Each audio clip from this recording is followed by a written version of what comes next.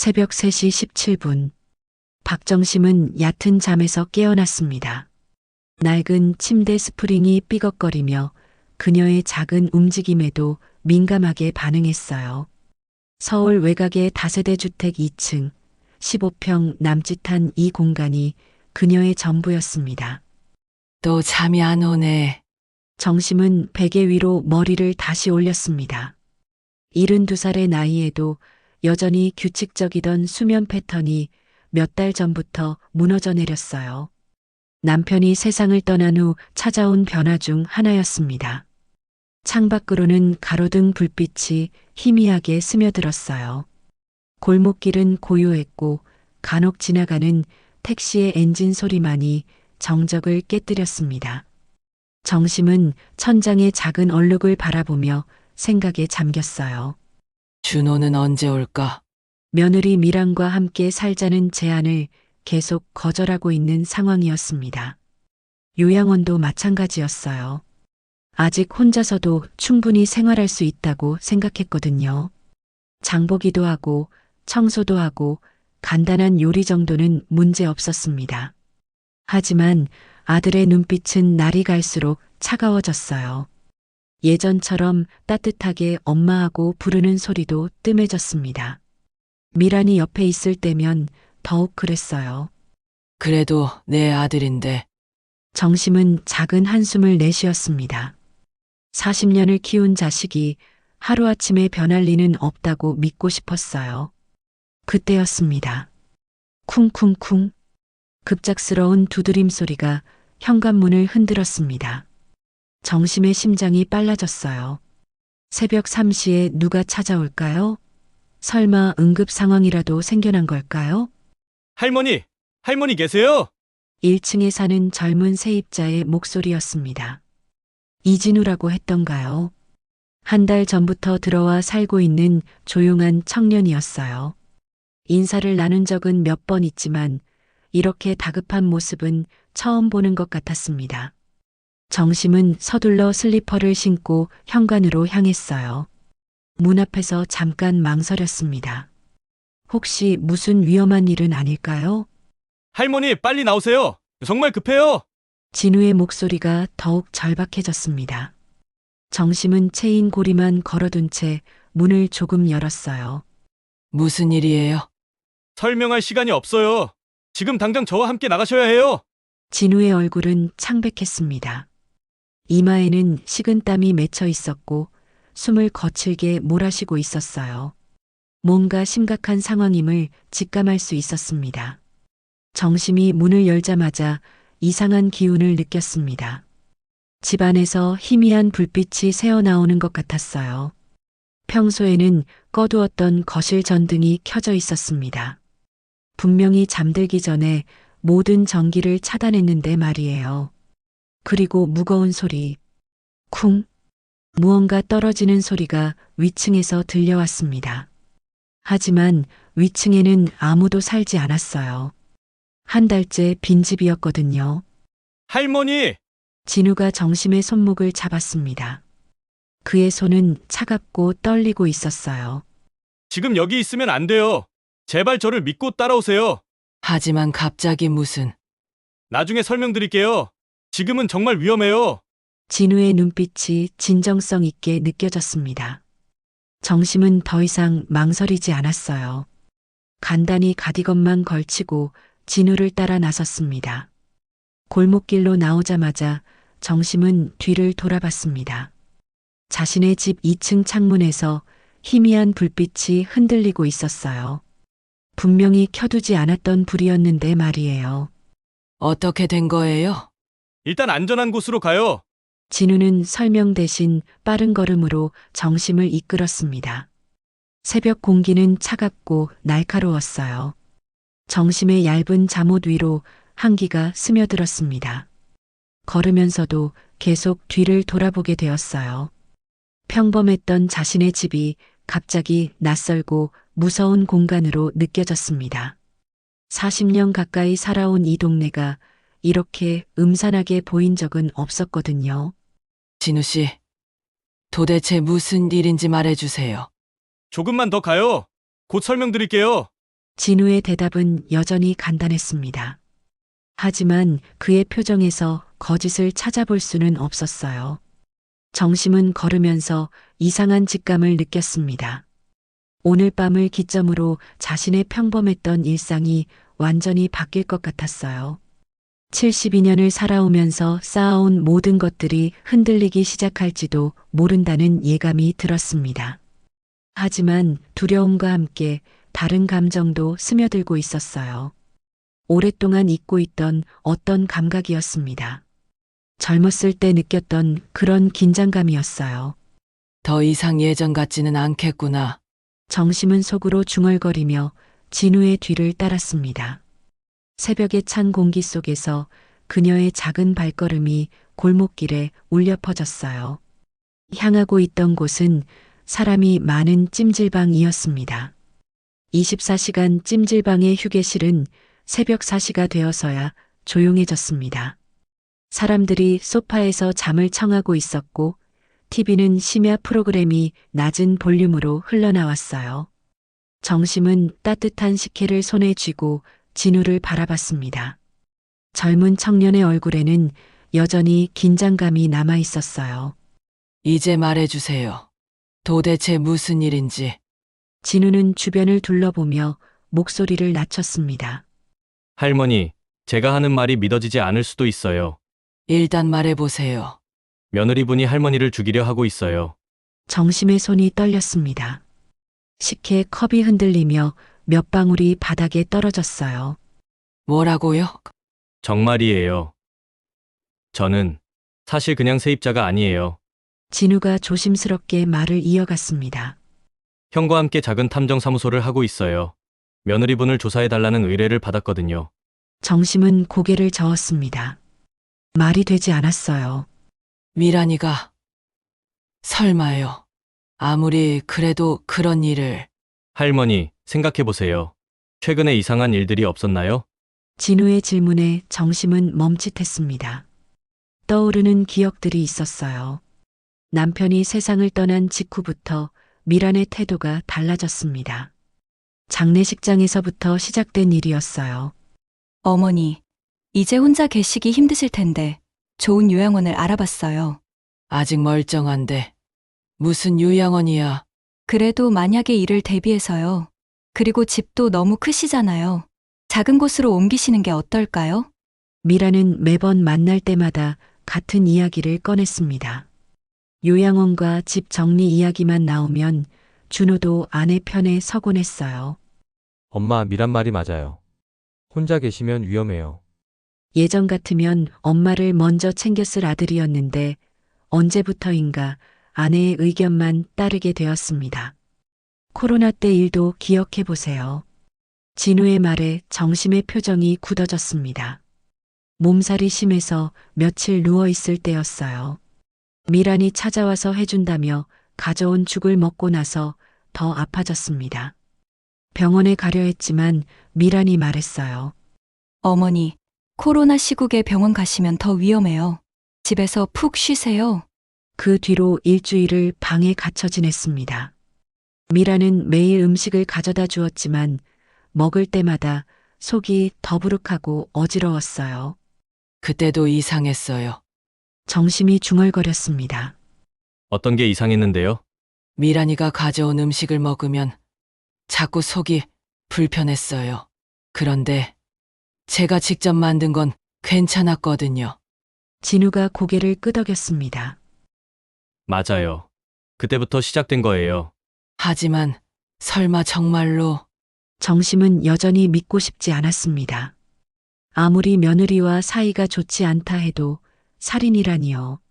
할머니, 며느리분의 전 남편들에 대해 아시나요? 전 남편들, 미란 씨는 이전에 2번 결혼했어요. 그런데 두 남편 모두 의문사했거든요. 진우가 가방에서 서류 뭉치를 꺼냈습니다. 첫 번째 남편은 식중독으로, 두 번째 남편은 신장마비로 죽었어요. 둘 다 생명보험금을 받았고요. 정심의 얼굴이 창백해졌습니다. 보험금. 첫 번째가 2억, 두 번째가 3억이었어요. 그리고 할머니 아들분도 작년에 5억짜리 보험을 새로 들었죠. 정심은 그 사실을 알고 있었습니다. 준호가 찾아와서 말했거든요. 엄마, 혹시 모르니까 보험 하나 더 들었어요. 미란이가 알아봐 줬거든요. 그때는 아들이 자신을 생각해서 하는 일이라고 여겼는데요. 의뢰인이 누군데요? 정심이 떨리는 목소리로 물었습니다. 첫 번째 남편의 형님이에요. 동생 죽음이 의심스럽다고 하시더라고요. 조사해보니 패턴이 똑같았어요. 진우는 차근차근 설명했습니다. 처음엔 요양원이나 시설 입소를 권유해요. 그게 안 되면 집을 처분하라고 하고요. 그러다가 서서히 독을 먹여서 몸을 약하게 만들어요. 독이라고요? 토량씩 지속적으로 먹이면 자연사로 보이거든요. 검출되지 않는 종류로 쓰면 더욱 그렇고요. 정심은 손으로 입을 막았습니다. 머릿속이 하얘졌어요. 그럼 오늘 밤에도 네. 오늘 밤에 뭔가 결정적인 일을 하려고 했던 것 같아요. 다행히 제가 미리 눈치채서 할머니를 피신시켰지만요. 정심은 무너질 것 같았습니다. 40년을 키운 아들이 자신을 죽이려 한다는 게 믿어지지 않았어요. 준호도 알고 있는 건가요? 모르는 척할 수도 있지만 아마 공범일 가능성이 높아요. 진우의 대답은 정심에게 치명타였습니다. 어떻게 그럴 수가. 할머니, 지금 중요한 건 할머니 안전이에요. 이대로 당하고만 계실 건가요? 진우의 질문에 정심은 고개를 들었습니다. 눈물이 흘렀지만 그 속에서 다른 감정이 피어오르고 있었어요. 40년을 키웠는데 네, 알아요. 하지만 이제 선택하셔야 해요. 정심은 손을 꽉 쥐었습니다. 떨림이 점점 줄어들었어요. 어떻게 해야 하죠? 형과 상의해서 계획을 세워야 해요. 증거를 확보해서 현행범으로 잡는 방법이 가장 확실하거든요. 위험하지 않을까요? 물론 위험해요. 하지만 이대로 당하실 수는 없잖아요. 정심은 오랫동안 생각했습니다. 평생 순종적으로 살아왔는데 이제 와서 맞서 싸운다는 게 쉽지 않았어요. 하지만 분노가 두려움을 이기기 시작했습니다. 더 이상 당하고만 있지는 않겠어요. 정심의 목소리에 힘이 들어갔습니다. 그런데 만약 준호가 정말 공범이라면 그래도 하셔야죠. 아들이라고 해서 살인을 봐줄 수는 없는 일이에요. 진우의 말이 맞았습니다. 아무리 혈육이라 해도 잘못된 일을 저지르면 벌을 받아야 했어요. 제 아들이라도 말이에요. 정심의 눈빛이 단단해졌습니다. 72년을 살아오면서 한 번도 느껴본 적 없는 결의가 마음속에서 자라나고 있었어요. 더 이상 약한 할머니로만 살지 않겠다는 다짐이었습니다. 찜질방 휴게실 한쪽 구석으로 또 다른 남성이 다가왔습니다. 진우보다 조금 나이가 많아 보이는 사람이었어요. 단정한 정장 차림에 날카로운 눈빛을 하고 있었습니다. 형님이에요. 진우가 소개했습니다. 정심은 고개를 끄덕였어요. 이민호라고 합니다. 탐정사무소 소장이고요. 민호는 정심 앞에 앉으며 진중한 표정을 지었습니다. 할머니, 진호한테 다 들었어요. 지금 상황이 매우 심각합니다. 어떻게 해야 할까요? 정심의 목소리는 떨렸지만 포기하지 않겠다는 의지가 담겨 있었어요. 우선 증거를 확보해야 해요. 그래야 경찰이 움직이거든요. 민호가 작은 노트북을 꺼내며 설명을 시작했습니다. 현행범으로 잡는 게 가장 확실해요. 독을 타는 순간을 잡거나 최소한 독이 든 음식을 건네는 장면이라도 확보해야 합니다. 정심은 민호의 말을 듣고 있었지만 머릿속은 복잡했어요. 아들과 며느리를 상대로 이런 일을 벌인다는 게 믿어지지 않았거든요. 그럼 제가 다시 집으로 돌아가야 하는 건가요? 네, 자연스럽게 생활하시는 척 하셔야 해요. 진우가 대답했습니다. 하지만 위험하지 않을까요? 물론 위험해요 하지만 다른 방법이 없어요. 민호의 말이 현실적이었습니다. 정심은 한숨을 내쉬었어요. 어떻게 하면 되는지 자세히 말해주세요. 일단 오늘 오후에 집으로 돌아가세요. 새벽에 놀라서 친구 집에 있었다고 하시고요. 민호가 계획을 설명했습니다. 그들이 음식이나 음료를 가져오면 먹는 척만 하세요. 실제로는 먹으면 안 돼요. 어떻게 그럴 수 있죠? 작은 녹음기를 드릴게요. 대화도 녹음하시고요. 진우가 주머니에서 작은 기계를 꺼냈습니다. 단추만 한 크기였어요. 이걸 옷에 숨기고 계시면 돼요. 정심은 그 작은 기계를 바라봤습니다. 이런 첨단 기기를 다룰 수 있을까요? 사용법은 간단해요. 이 버튼만 누르면 돼요. 진우가 친절하게 설명해 줬습니다. 그런데 만약 들키면 어떻게 해요? 그래서 경찰과도 미리 협조를 구해뒀어요. 민호가 휴대폰을 보여줬습니다. 긴급 상황이 되면 바로 출동할 수 있도록 대기시켜뒀거든요. 그래도 불안했습니다. 정심은 손을 꽉 쥐었어요. 혹시 준호가 정말 모르고 있는 건 아닐까요? 미란이가 혼자서 하는 일일 수도. 할머니, 현실을 받아들이셔야 해요. 민호의 말이 냉정했습니다. 보험금을 받으려면 수익자인 아들의 동의가 필요해요. 모를 리가 없거든요. 정심의 가슴이 무너졌습니다. 40년을 키운 아들이 자신을 죽이려 한다는 사실을 받아들이기가 너무 어려웠어요. 어머니, 갑자기 뒤에서 익숙한 목소리가 들렸습니다. 정심은 깜짝 놀라 돌아봤어요. 준호였습니다. 며느리 미란도 함께 있었어요. 여기서 뭐 하세요? 준호의 목소리에는 의심이 담겨 있었습니다. 민호와 진우가 재빨리 자리에서 일어났어요. 하지만 이미 늦었습니다. 어머니, 새벽에 갑자기 사라져서 얼마나 놀랐는지 알아요? 미란이 다가오며 말했습니다. 표면적으로는 걱정하는 것 같았지만 눈빛이 차갑게 느껴졌어요. 친구 집에 갔었어요. 정심이 서둘러 대답했습니다. 어떤 친구요? 연락도 안 하시고? 준호가 따져 물었습니다.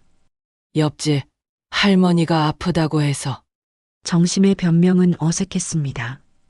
민호와 진우는 어쩔 줄 몰라 했어요. 이분들은 누구세요? 미란이 두 사람을 쳐다보며 물었습니다. 친구 집에서 만난 분들이에요. 그래요? 어떤 분들인데요? 미란의 질문이 계속 이어졌습니다. 뭔가 의심하고 있는 것 같았어요. 민호가 침착하게 대답했습니다. 우연히 만난 사이입니다. 할머니가 몸이 안 좋아 보이셔서 도와드리고 있었어요. 고맙긴 하지만 이제 저희가 모셔갈게요. 준호가 정심의 팔을 잡았습니다. 집에 가시죠, 어머니. 정심은 민호와 진우를 바라봤습니다. 두 사람의 눈빛에서 조심하라는 메시지를 읽을 수 있었어요. 네. 그럴게요. 정심은 어쩔 수 없이 아들을 따라 나섰습니다. 차 안은 조용했습니다. 준호는 운전에만 집중하고 있었고 미라는 뒷자리에서 정심을 지켜보고 있었어요. 어머니, 요즘 왜 이상하게 행동하세요? 미란이 조심스럽게 물었습니다. 이상하다니. 뭐가요? 자꾸 밖으로 나다니시고 모르는 사람들과 어울리시고 나이 들어서 외로우니까 그런 거예요. 정심의 대답은 담담했습니다. 그래도 조심하셔야죠. 요즘 노인들을 속이는 사기꾼들이 많다던데요. 미란의 말에 준호가 고개를 끄덕였습니다. 맞아요, 어머니. 모르는 사람들 말 쉽게 믿지 마세요. 정심은 아무 말하지 않았습니다. 차창 밖을 바라보며 생각에 잠겼어요. 정말 내 아들이 나를 해치려 하는 걸까? 아직도 믿어지지 않았습니다. 하지만 민호와 진우의 말들이 계속 머릿속을 맴돌았어요. 집에 도착하자 미란이 말했습니다. 어머니, 오늘은 좀 쉬세요. 제가 저녁 해드릴게요. 괜찮아요. 제가 할게요. 아니에요. 어머니는 쉬세요. 미란의 말투가 강요하는 것처럼 들렸습니다. 준호도 거들었어요. 미란이가 해주겠다니까 그냥 받으세요. 정심은 방으로 들어갔습니다. 문을 닫고 나서 진우가 준 녹음기를 꺼냈어요. 작은 기계를 손바닥에 올려두고 바라봤습니다. 이걸로 내 아들을 잡아야 하는 건가? 마음이 복잡했습니다. 하지만 다른 방법이 없었어요. 저녁 시간이 되자 미란이 불렀습니다. 어머니, 식사하세요. 정심은 녹음기를 옷 안쪽에 숨기고 거실로 나갔습니다. 상에는 정심이 좋아하는 음식들이 차려져 있었어요. 미역국과 나물 반찬, 그리고 홍삼 음료 한 병도 놓여 있었습니다. 홍삼이 몸에 좋다고 해서 특별히 사왔어요.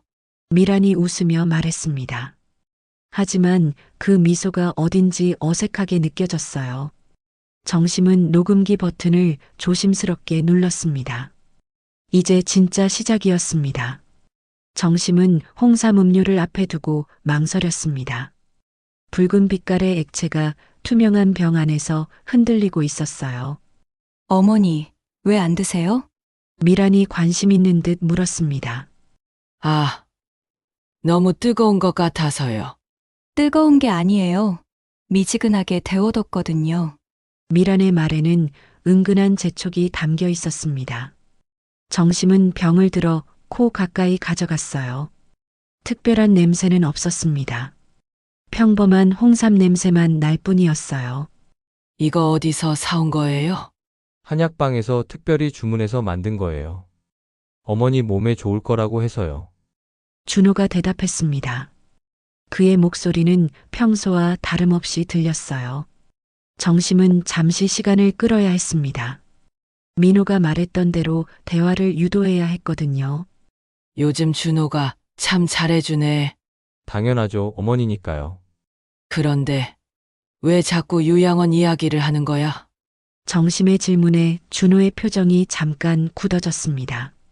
어머니 건강이 걱정돼서요. 건강은 멀쩡해요. 아직 혼자서도 잘 살 수 있어요. 하지만 만약에 일이 있으면 미란이 끼어들었습니다. 어머니가 쓰러지시기라도 하면 어떻게 해요? 아무도 모르게 며칠씩 지날 수도 있잖아요. 정심은 녹음기가 제대로 작동하고 있는지 걱정됐습니다. 옷 안쪽에서 작은 진동이 느껴지는 것 같기도 했어요. 그래도 내 집이 좋아요. 어머니, 이 집은 너무 크세요. 관리하기도 힘들고요. 준호가 말을 이었습니다. 작은 곳으로 이사하시면 훨씬 편할 거예요. 정심은 그들의 대화를 귀에 깊게 들었습니다. 지금까지는 평범한 대화였어요. 홍삼 식기 전에 드세요. 미란이 다시 재촉했습니다. 정심은 병을 들었습니다. 하지만 입에 대지는 않았어요. 미란아, 너는 왜 안 마셔? 저는 홍삼이 체질에 안 맞아요. 그럼 준호는? 저도 나중에 마실게요. 어머니가 먼저 드세요. 이상했습니다. 왜 자신만 마시라고 하는 걸까요? 정심은 병을 살짝 기울였습니다.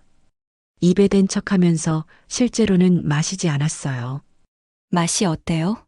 미란이 기대하는 듯 물었습니다. 달콤하네요. 많이 드세요. 몸에 좋거든요. 준호도 거들었습니다. 한 병 다 드셔야 효과가 있어요. 정심은 계속 마시는 척 했습니다. 하지만 한 방울도 입에 넣지 않았어요. 시간이 흘러갔습니다. 미란과 준호는 정심이 홍삼을 다 마시기를 기다리고 있는 것 같았어요. 다 드셨어요? 응. 다 마셨어. 정심이 빈 병을 내려놓자 두 사람의 표정이 밝아졌습니다. 이제 좀 쉬세요. 몸에 좋은 성분이 흡수될 시간이 필요해요. 미란의 말이었습니다. 정심은 그들의 태도가 이상하다고 느꼈어요. 왜 이렇게 자신을 재우려고 하는 걸까요? 아직 졸리지 않은데요. 곧 졸리실 거예요. 준호가 말했습니다. 그 순간 정심은 깨달았습니다. 홍삼에 수면제가 들어있었던 것 같았어요. 왜 졸릴까? 홍삼에는 진정 효과가 있거든요. 미란의 설명이었습니다. 하지만 정심은 의심스러웠어요. 정말 그런가? 그럼요. 푹 주무시면 내일 아침에 몸이 훨씬 가벼우실 거예요. 준호가 대답했습니다. 정심은 연기를 해야 했습니다. 홍삼을 마신 척하며 졸린 척도 해야 했어요. 정말 졸린 것 같네. 그러게요. 방에 가서 주무세요. 미란이 정심을 부축했습니다. 하지만 정심은 더 들어야 할 이야기가 있다고 생각했어요. 조금만 더 있을게요. 오랜만에 너희와 이야기하는데 어머니는 쉬셔야 해요. 나이가 있으시니까요. 준호의 말에서 뭔가 다른 의미가 느껴졌습니다. 나이가 있어도 아직 죽지는 않았어. 정심의 말에 두 사람이 잠깐 움찔했습니다. 그런 말씀 마세요. 미란이 어색하게 웃었습니다. 하지만 사실이잖아. 언젠가는 죽을 거고. 어머니, 불길한 말 하지 마세요. 준호가 말렸습니다. 정심은 계속 이야기를 이어갔어요. 내가 죽으면 너희가 이 집 물려받을 거잖아. 그런 걸 왜 생각하세요? 보험금도 있고 말이야. 그 순간 미란과 준호의 표정이 변했습니다. 어머니, 무슨 말씀을? 준호야, 솔직히 말해봐. 엄마가 빨리 죽었으면 좋겠지. 충격적인 질문이었습니다. 준호는 당황했어요. 그런 말 하지 마세요. 왜? 사실이잖아. 정심의 목소리가 차가워졌습니다. 어머니가 왜 그런 말씀을? 미란이 어쩔 줄 몰라 했습니다. 이번엔 확실해. 갑자기 준호가 중얼거렸습니다. 뭐가 확실해? 정심이 날카롭게 물었습니다. 준호는 깜짝 놀라며 입을 막았어요. 아, 아무것도 아니에요. 하지만 이미 늦었습니다. 정심은 모든 걸 알아차렸어요. 너희가 정말 그때 미란이 입을 열었습니다. 어차피 들킬 거라면 솔직하게 말하죠. 미란아, 준호가 말렸지만 미란은 계속했습니다. 어머니 같은 늙은이 하나 사라져도 세상은 변하지 않아요. 정심의 심장이 멈추는 것 같았습니다. 정말 나를 오래 고생하지 마세요. 편안하게 가시는 게 좋잖아요. 미란의 말이 차갑게 들렸습니다. 40년을 키워준 엄마한테 어떻게 정심의 목소리가 떨렸습니다. 키워준 건 고맙지만 이제는 짐이 되잖아요. 준호도 입을 열었습니다. 엄마 미안해요. 하지만 우리도 살아야 해요. 그 순간 밖에서 사이렌 소리가 들렸습니다. 정심은 안도했어요. 민호가 약속한 대로 경찰이 온 것 같았습니다. 현관문이 벌컥 열리며 경찰관들이 들이닥쳤어요. 움직이지 마세요. 미란과 준호는 놀라서 일어났습니다. 뭐야? 김미란, 박준호 씨죠. 살인 미수 혐의로 체포합니다. 경찰관의 말에 두 사람의 얼굴이 창백해졌습니다. 증거가 있어요? 미란이 발악했습니다. 정심은 옷에서 녹음기를 꺼냈어요. 다 녹음되어 있어요. 모든 대화가 기록되어 있었습니다. 준호는 주저앉았습니다. 엄마, 정말 미안해요. 하지만 이미 늦었습니다. 정심은 40년을 키운 아들이 수갑을 차는 모습을 지켜봤어요. 마음이 무너졌지만 동시에 안도감도 들었습니다.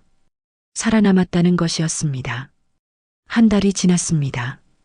정심은 여전히 그 다세대 주택 2층에서 살고 있었어요. 하지만 모든 것이 달라져 있었습니다.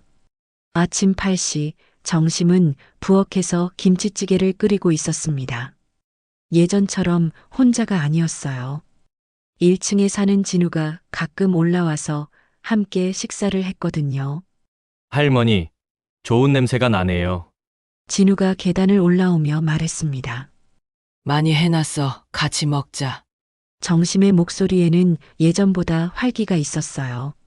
진우는 여전히 1층에 살고 있었습니다. 더 이상 탐정일로 감시하는 게 아니라 정말 이웃으로서 지내고 있었어요. 조사 결과 어떻게 나왔어? 정심이 밥을 푸며 물었습니다. 미란 씨는 1심에서 무기징역 받았어요. 3명이나 죽였으니까요. 진우의 대답이 담담했습니다. 준호는 20년이요. 공범이지만 직접 죽이지는 않았으니까요. 정심은 잠깐 숟가락을 멈췄습니다. 아직도 가슴 한편이 아팠어요. 면회는 안 가실 거예요? 아직은 못 가겠어. 정심의 목소리가 작아졌습니다. 시간이 필요하시죠. 진우가 이해한다는 듯 고개를 끄덕였습니다.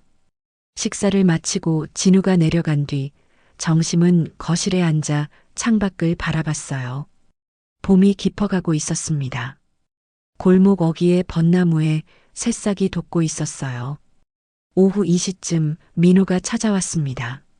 할머니, 안녕하세요. 어서 와요. 정심은 민호를 반갑게 맞았습니다. 생명을 구해준 은인이었거든요. 오늘 특별한 제안이 있어서 왔어요. 민호가 진중한 표정으로 말했습니다. 무슨 제안이요?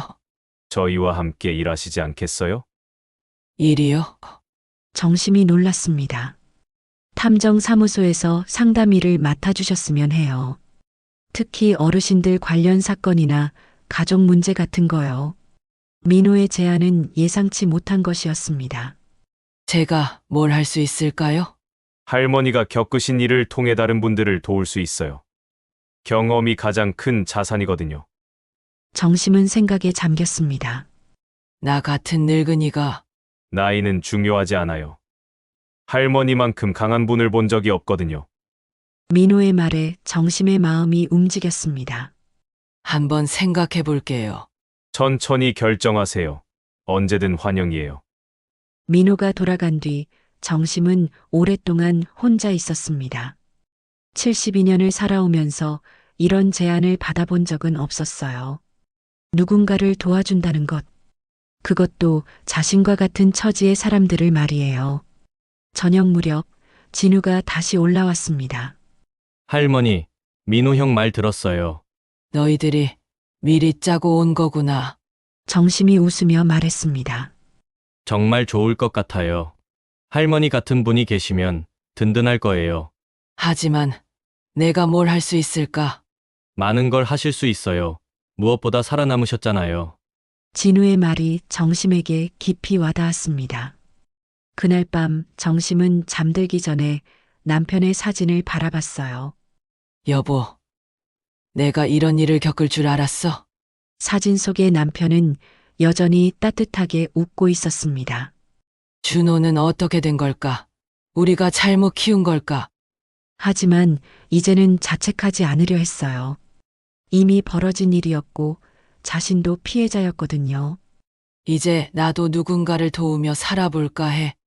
정심은 남편에게 속삭이듯 말했습니다. 외롭지 않을 것 같아. 진우랑 민호도 있고 앞으로 만날 사람들도 있을 테니까. 다음 날 아침 정심은 민호에게 전화를 걸었습니다. 해보겠어요. 정말요. 좋은 결정이세요. 민호의 목소리가 밝아졌습니다. 언제부터 시작하면 될까요? 천천히 해요. 준비부터 차근차근 하죠. 전화를 끊고 나서 정심은 거울을 봤어요. 한 달 전보다 얼굴에 생기가 돌고 있었습니다. 오후에는 동네 마트에 장을 보러 나갔어요. 골목길을 걸으면서 주변을 둘러봤습니다.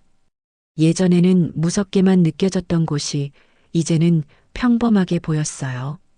마트에서 장을 보는데 옆집 할머니를 만났습니다. 정심 씨, 요즘 많이 밝아지셨네. 그런가요? 예전에는 항상 걱정스러워 보였는데 지금은 다르세요? 정심은 웃었습니다. 정말로 달라진 것 같았어요. 새로운 일을 시작하려고 해요. 어떤 일이요? 사람들을 도우는 일이요. 옆집 할머니가 고개를 끄덕였습니다. 좋은 일이네요. 정심 씨 같은 분이 도와주시면 든든할 거예요. 집으로 돌아가는 길에 정심은 벚꽃나무 앞에서 멈췄어요. 꽃봉오리들이 하나둘 피어나고 있었습니다. 새로운 시작이구나. 72세의 나이에 새로운 인생을 시작한다는 게 이상했지만 나쁘지 않았어요. 집에 도착해서 문을 열자 따뜻한 공기가 반겼습니다. 더 이상 혼자가 아니라는 느낌이었어요. 정심은 부엌에서 저녁 준비를 시작했습니다. 진우와 함께 먹을 저녁이었어요. 그리고 내일부터는 새로운 사람들을 만나게 될 거예요. 창밖에는 봄비가 살짝 내리기 시작했습니다. 하지만 무겁지 않은 새싹을 키우는 그런 비였어요. 정심은 미소를 지었습니다. 이제 정말 새로 살아보자. 그녀의 새로운 인생이 시작되고 있었습니다. 72세의 늦은 출발이었지만 전혀 늦지 않은 시작이었어요. 밖에서는 봄이 깊어가고 있었고 정심의 마음속에도 새로운 계절이 찾아오고 있었습니다.